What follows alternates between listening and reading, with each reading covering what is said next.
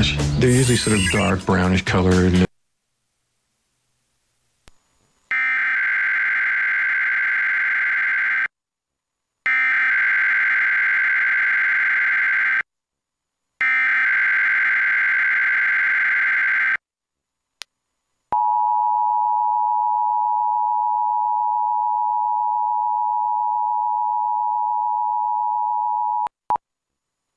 This is a test of the emergency alert system for the Inland Northwest region. In the event of an actual emergency, broadcasters would be bringing you important public safety information. The following tones conclude this test.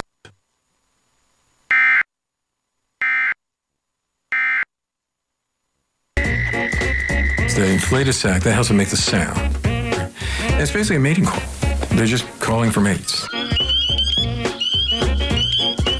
A loud trill can be heard by many females. It'll often decide in the female's mind what his position is with respect to other males and all that sort of thing. When the male finds his mate, he will latch on to the female's back. Scientists call this embrace an amplexus. But we think it looks more like a good, old-fashioned piggyback ride. The female toad will then produce a string of... Still a good indication.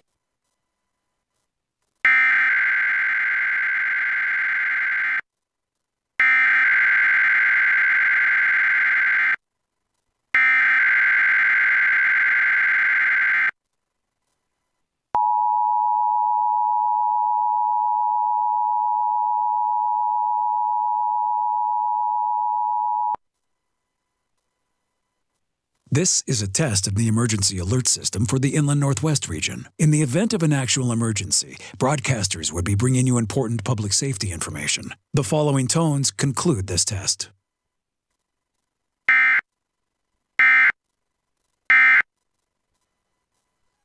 Some chances for some scattered showers both on Saturday and Sunday.